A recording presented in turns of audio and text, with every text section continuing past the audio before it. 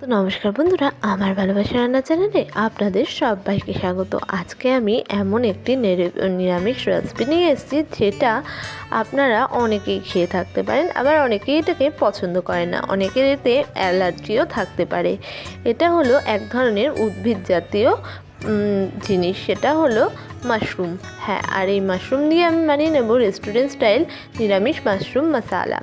এর জন্য আমি 150 গ্রাম মতো মাশরুম নিয়ে সেটাকে ধুয়ে পরিষ্কার করে রেখে ওটাকে স্লাইস করে কেটে নিচ্ছি। এটা আপনি আপনার মন মতো করে কেটে নিতে পারেন। এবার একটা মিক্সিং জার নিয়ে তাতে দিয়ে দিলাম 2টো মতো মিডিয়াম সাইজের টমেটোকে 4 টুকরো করে, আর দিয়ে দিলাম 1 ইঞ্চি মতো আদাকে 4 টুকরো করে, আর দিয়ে দিলাম 2টো মতো কাঁচা লঙ্কা। এটা আপনি আপনার ঝাল অনুসারে দিয়ে নেবেন।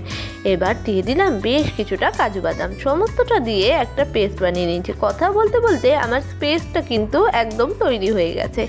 এবার কড়াইতে একটুখানি সাদা তেল নিয়ে নিচ্ছি। এখানে আপনি সর্ষের তেল বা ঘিও দিতে পারেন। সাদা তেল গরম হয়ে গেলে তাতে দিয়ে দিলাম গোটা জিরে, আর দিয়ে দিলাম একটুখানি হলুদের গুঁড়ো, আর দিয়ে দিলাম কাসুরি মেথি গুঁড়ো। এটা কিন্তু রেস্টুরেন্ট টাইপ রান্না বলে কাসুরি মেথিটা ব্যবহার করছি। আপনার কাছে না থাকলে নাও দিতে পারেন। এরপর আমি এর মধ্যে দিয়ে দিলাম বেটে রাখা মশলাটা দিয়েও ভালো করে নাড়িয়ে চাড়িয়ে মিশিয়ে নিচ্ছি যতক্ষণ না এটা কাঁচা গন্ধটা চলে যাচ্ছে। তো মশলাটার কাঁচা গন্ধ যখন চলে গেছে, এরপর আমি এর মধ্যে দিয়ে দিলাম একটু কাশ্মীরি লঙ্কার গুঁড়ো। এই জায়গায় আপনি এমনি লঙ্কার গুঁড়োও দিতে পারেন যদি আপনি ঝালটা বেশি খেতে চান।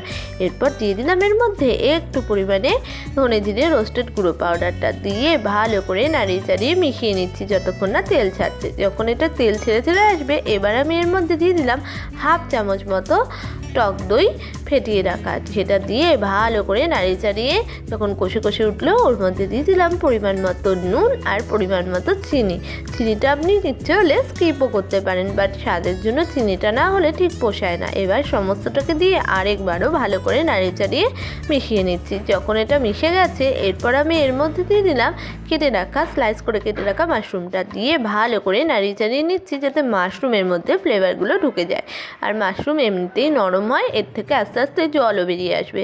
তো মাশরুম থেকে একটা মাখা ভাব চলে এসছে। এবার আমি এর মধ্যে দিয়ে দিলাম মশলার বাটি ধোয়া জলটা দিয়ে ভালো করে নাড়িয়ে চাড়িয়ে নিচ্ছি যাতে মশলার ফ্লেভারগুলো এর মধ্যে ঢুকে যায়। তো এটা ভালো করে নাড়িয়ে চাড়িয়ে নেওয়া হয়ে গেছে। এবার আমি এটাকে কিছুক্ষণের জন্য সিদ্ধ হওয়ার জন্য ঢাকা দিয়ে দিলাম। এবার ঢাকনা খুলে দেখে নিচ্ছি এটা ভালোভাবে ফুটে গেছে আর সিদ্ধও হয়ে গেছে। এবার আমি এর মধ্যে দিয়ে দিলাম গরম মশলার গুঁড়োটা।